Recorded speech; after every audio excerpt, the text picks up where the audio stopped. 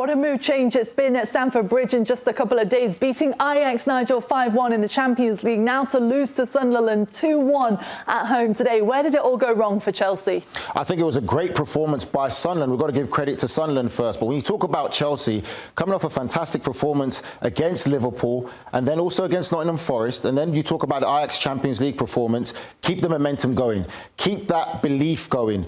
But for me, a result like today shows why I don't believe Chelsea will be a team that is a serious contender for the Premier League title. And what about this week, though, with Ajax? Because they were absolutely flying. All the talk was about these Chelsea youngsters, how they could see them making an impact in the Premier League as well.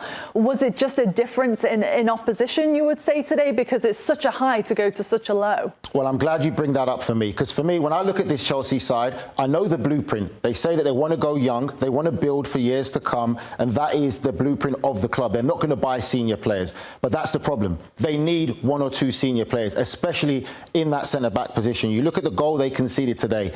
Experience is what's missing in this Chelsea side. If they really want to compete, that is what they need. The experience of a player where they can know with their experience of playing in this game for so long. Yes, you have a great result against Liverpool. Yes, you have a great result against Nottingham Forest. Then Ajax. An experienced player will be in that dressing room to tell these youngsters to say, yes, it's Sunderland, newly promoted, but we've got a job to do. Get the job done, be professional, get it right. That is the difference of having an experienced player who's been through that, to know that when you have such a young team, that they might get cocky, they might get arrogant, they take their foot off the gas and not do the right things.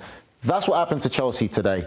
And the difference with them and Sunderland is Sunderland have that experience. Granit Xhaka, he came into this Sunderland side, has been an absolute revelation for them, been a leader in this team, one of a few great signings that they've made, and I'm not surprised that they're doing so well in the Premier League. Just back to Chelsea before we talk more about Sunderland. Who really stood out to you today, if anybody? Because there's no positives that you can take from the scoreline, but can you take any positives from the performance? From Chelsea's side, no, you can't, because there's high expectations at this football club, and you talked about the great run of results that they've had. This is a game that Chelsea should have won, and that's not being disrespectful to Sunderland, but it's for where Chelsea want to go and where they see themselves as a football club. And it didn't happen today. And the big difference that I see between Chelsea and Sunderland is, yes, Sunderland came, Sunderland made it difficult for them. They played a great game. They made Chelsea uncomfortable. But I look at the experienced signings that Sunderland have made and how they led this Sunderland side to a win at Stamford Bridge. And what I feel is still missing in this Chelsea side, for me to be able to say, yes, they are Premier League contenders. Experience goes a long way. We always talk about balance, and I feel Chelsea's slightly imbalanced with that side of things when you look at how they performed today and how they lost to Sunderland today. Can Sunderland keep it up, do you think? They finished this match in second place in the Premier League. I mean, you watched them all season in the Championship. Can they be up there with the top at the end of the season? I believe so. I believe Sunderland will stay up in the Premier League. I think they've made a great start, and this is what it takes. When you get to the Premier League, you've got to have that no fear. You've got to go to place and believe you can get a result. They went to Stamford Bridge today and got a result against one of the most expensive assembled teams in world football. There wasn't no fear there. And when you look at this man here, Granit Xhaka, with what he did at Bayer Leverkusen under Xabi Alonso as a captain as well, I'm not surprised that he's gone there. And you can see the young players have really fallen in love with him and really believe in him as a leader, and he's leading and doing the right things. And that's what makes the difference. And I look at this performance today, I look at it the fact of Sunderland have the experience, and the experienced players are leading the way. To Chelsea, as good as they are, they lack that experience today for a real lead and experienced player to tell them, we've had great results, don't get carried away, keep your feet on the ground, and let's get this result today. And you look at how the goal that they conceded, Poppy, there's no way a Sunderland player should be in that Chelsea box and hold it up for so long and be able to lay it off. And that there again is the experience word that I keep using, with a defender who'll be able to see the danger, read it out, and at least you get a point. But credit to Sunderland. What a result for Sunderland today, and what a result for Manchester United as well, for 2 weeks on the trot. Obviously, all the talk was about them beating Liverpool at Anfield last week, Nige, for them to finish it up today with a 4-2 win against Brighton. Now they're starting to trend in the right direction. What was the highlight takeaway from the match for you?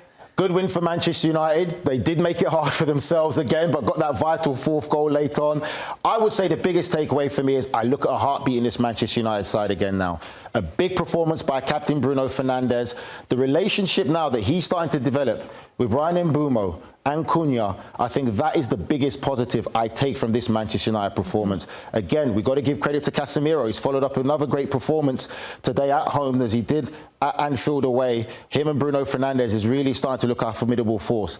Yes, as the game went on, Manchester United made it a bit hard for themselves. Brighton grew into the game.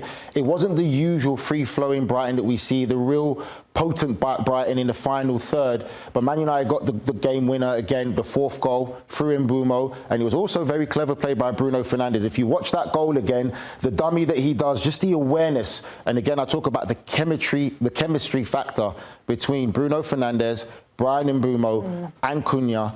That is what I see as a massive positive in this Manchester United side. What about Mbeumo? Because it feels like maybe we haven't given him enough credit of all the strikers and attacking players that we saw on the move this summer, including Šeško, some of the biggest money moves. Where does Mbeumo rank in those for you? I would say he ranks up there. I would put him at the top two. I look at Ekitike at Liverpool and the impact that he's made and being an immediate impact to Liverpool and probably being a bigger impact to Alexander Isak. I will put Mbeumo up there as well. I know there was a talk about Cunha, and I'm a big Cunha fan, but I think Mbeumo has made a bigger impact at this Manchester United team than Cunha, and I'll put those two players on the same level with all the transfers we've seen of top strikers. Last week when they beat Liverpool at Anfield, we were cautiously optimistic, right? But now it's 3 wins in a row for Manchester United. Is it time now to really consider that they have turned a corner and this could be the new era, the positive era that Manchester United have been so desperate for? It's another good step in the right direction. You're still not convinced? I'm still not convinced. I still see weaknesses, and I say that because I look at how this game ended today against Brighton. Yes, they got the win, but they did make it hard for themselves. And against better opposition that are on form and are going to fire, they could have found themselves drawing or maybe even losing this game. But it's a positive step because, again, it's a mental building process. They got the win against Brighton. From where they've been, this is considered a big win for Manchester United for realistically where they are right now. Still a long way to go. A club like Manchester United should be looking at qualifying in the Champions League and saying, OK, that's a turn around the corner. That's a real development for a club like Manchester United. But they've got to win. They're expected to beat a club like Brighton. Another positive step in the right direction. They had 11 wins last season in 38 matches. They've already got 5 wins in 9 so far this season. So the stats in terms of the win column is a lot more popular than it was, obviously, last season. At the United Strand, I'm sure so many of you have been following his journey. Manchester United have got to get 5 wins in a row, Nigel, before he shaves his hair. Are they going to do it, do you think? Let's take one step at a time. 2 more wins. 2 more wins, eh? Forest and Spurs. Forest and Spurs. Yeah. Well, that's going to be interesting because Forest now are going to be a difficult side to beat. And Tottenham have become another difficult side to beat. And obviously they've got Kudus who's playing far.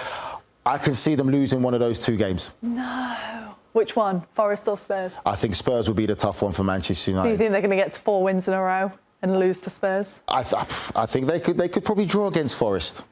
Wow. If United Strand does cut his hair, do you want some? I'm hearing production. They're asking me. No, I look fine bald. Yeah. I look handsome bald. Have you seen him, though? How much hair he's got lately, Nige? He's you know blessed. What I'm talking about, He's right? okay. I know who you're talking about. Yeah. I'm happy for him, but I'm happy how I am. See this face? Yes. It's See perfect. Perfect. Yeah. Good win for Manchester United. Let's see if they can get to 5 in a row in their next 2 matches.